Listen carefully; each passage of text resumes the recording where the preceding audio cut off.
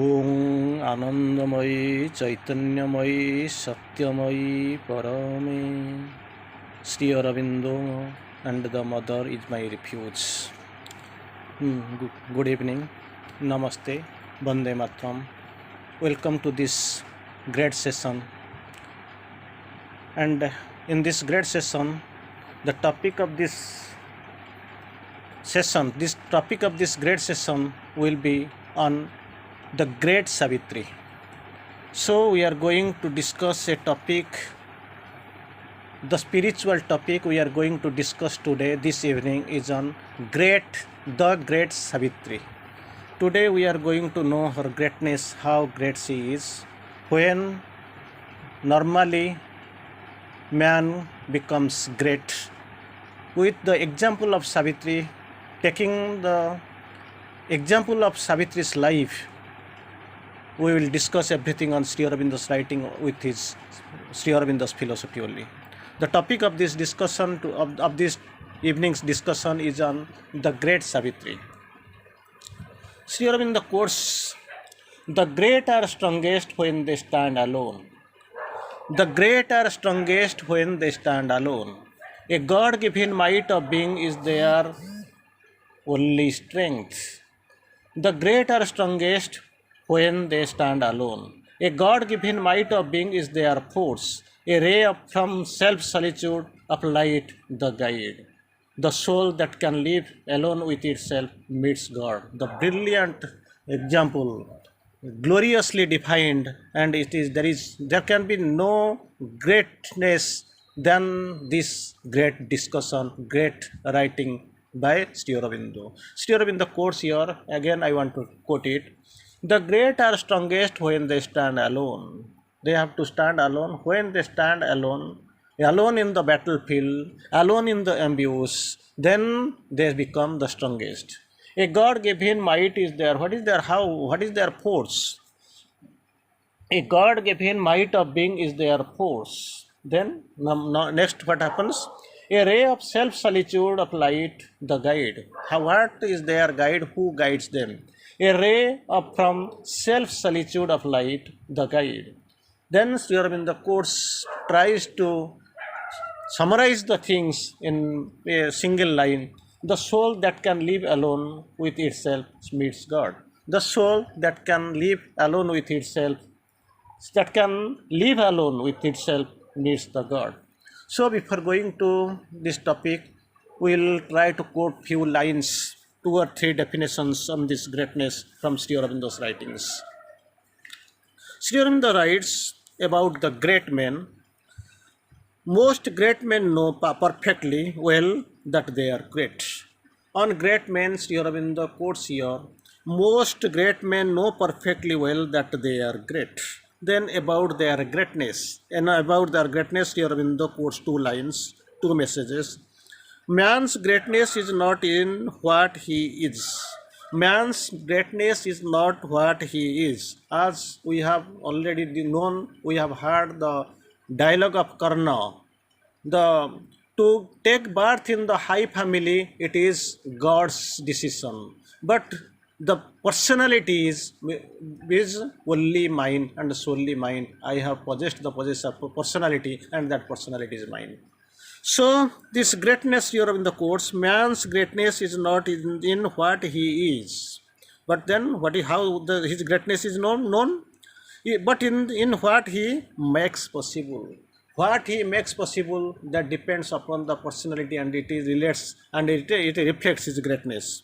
In another example, in another quotation here in the quotes, if greatness is not appreciated by men, suppose somebody is possessing greatness, that greatness resides in somebody's heart, and it is also, he has proved it, he has manifested this greatness. If greatness is not appreciated, if this greatness nobody is by men, if men don't appreciate this greatness, the world will become mean, small, dull, narrow, and tamasic. So this greatness has to be appreciated. If this greatness is not appreciated, the world will become mean, small, dull, narrow, and tamasic. If suppose it is appreciated, just opposite, it will be something like sattvic, it will be big, it will be magnanimous, it will be great, it will be resourceful. So this greatness we'll try to emphasize, we'll try to see in life of Savitri, because we are going to discuss, the topic of this discussion is the greatness of Savitri. Already we know what is the, when the Narada is trying to reflect something, Sri Aurobindo's version, Sri Aurobindo's word in the mouth of Narada, it is reflected there. Here, in vain thou mournest that Satyavan must die. Beautifully quoted. In vain thou mourn that Satyavan must die, because we know 12 sweet wings months are given to him and her. This day returning Satyavan must die. So Satyavan must die couple of times, maybe 2 or 3 times has been quoted by Sri Aurobindo. Deliberately he has quoted Satyavan must die. And he emphasizes, he puts all his force upon this line, Satyavan must die. This was the day when Satyavan must die. So here also, his death is here in the quotes here. In vain thou mournest that Satyavan must die. For the second time. Initially he quoted, this was the day when Satyavan must die. This day returning Satyavan must die. And here also, in vain thou mournest that Satyavan must die. Then what is the significance? What is the mystery behind his death?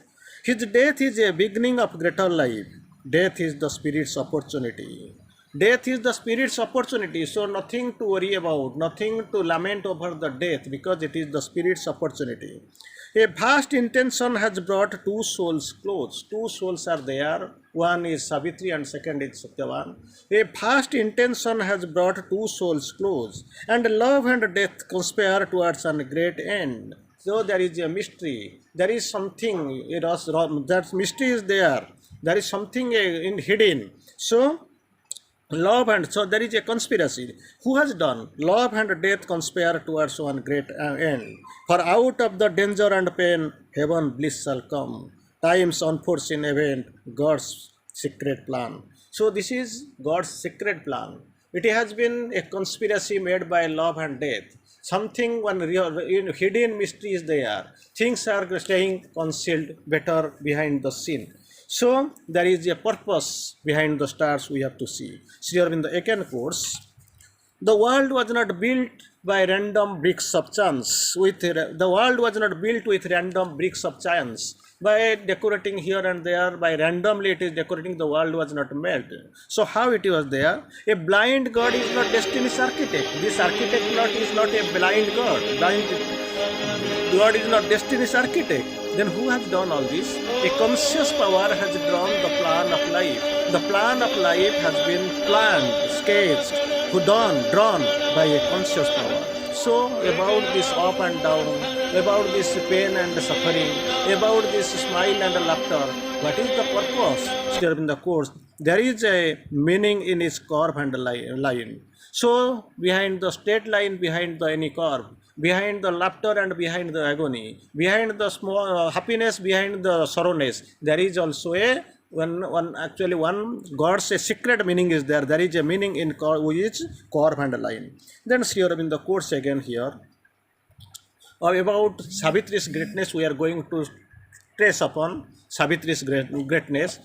A day may come when she must stand unhelped. A day must come when she must stand unhelped. Like Abhimanyu, the story we have seen, that Chakravyuha we have read in Mahabharata, that Kurukshetra, that Mahabharata war we know. Then there alone was standing Abhimanyu among the 7 great warriors. In that Chakravyuha itself, you know the consequence. So he showed his courage, for which his history has been created from him. History has been rewritten and he has created history. Here also Sri Aurobindo quotes like this, a day may come when she must stand unhelped. On a dangerous brink of the world's doom and her, on this dangerous brink she may stand. carrying the world's future on her lonely breast. She is not fighting for herself because this fighting is going on since the time eternal, and there is the tussle, the strife, the war between the battle between love and death. Each time the death is winning and love is losing the game. For that, to change this cycle, to change this this battle, this strife, the destiny, mother has come down, she has come down. The silent force, for this, the silent force came mission down. Here, on a dangerous brink of world's doom and hearts, carrying the world's failure in her lonely breast, world's failure in her lonely breast, carrying the human heart in a heart-left soul to conquer or fail on a desperate verge. Still then, she has come with a mission. She has to fight from the beginning. She is keeping her will. She is there representing the divine. Here, to conquer or fail on a last desperate verge. Alone with death or close to extinction's edge, her single greatness in that last dire scene must cross alone a perilous bridge in time and reach an apex of world destiny where all is won or all is lost for man. Just imagine for what he is representing.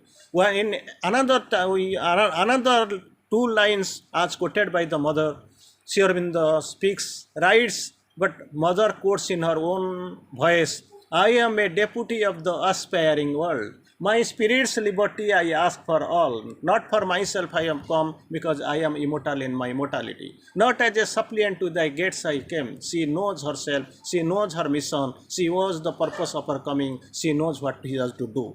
When all is, and reach the apex of the world destiny, not her own destiny, and must cross alone the perilous bridge in time and reach the apex of world destiny. World destiny, that apex is there. She has to come. For that, when all is won or all is lost for man.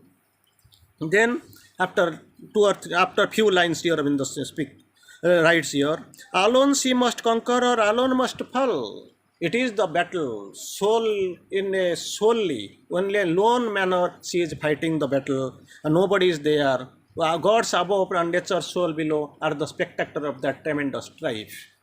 Then what happens? Alone she must conquer or alone must fall. No human aid can reach her in that hour. No armored god stands shining at her side. Like this, you know, when Abhimanyu was fighting, neither her father was there, or Krishna was there, or four great fathers and big brother, the relatives are great warriors like Bhima, Arjuna, Bhima, Nakula, Sahadeva, Yudhishthira. Nobody was there. Like this battle is again fought here.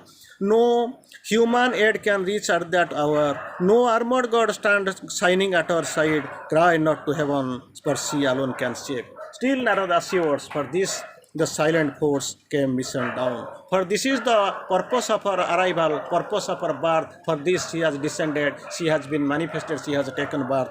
With this mission, this silent force came down. In her the conscious will took human shape. She only can save herself and save the world. Assures she can save herself and save the world. O Queen, stand back from that stupendous scene. Come not between her and her hour of fate. Her hour must come, and none can intervene. It is destined. That hour will come. The ordeal will come. She has to face, she has to strike, she has to battle. No, so you have no place there in that tremendous sin. You should be away. You should stay away. Think not to turn her from her heaven-sent task. Strive not to save her from her own high will. For that she has come. Thou hast no place in that tremendous strife. You can't have a place to stand there. You don't have any place here. Thy love and longing are not arbiters there. Leave the world's fate and her to the God's sole regard. Then what happens? Even if he seems to leave her to her lone strength, even though all falters and fails and sees an end, and the heart fails, and only are death and night, still then there is a chance she has come for that. God given her strength can battle against night. Even on a brink of day where death alone seems close, and not human strength can hinder or can help, still then is it there. Think not to intercede from her hidden will. Intrude not to her spirit and her force, and leave her to her mighty self and fate. Thank you.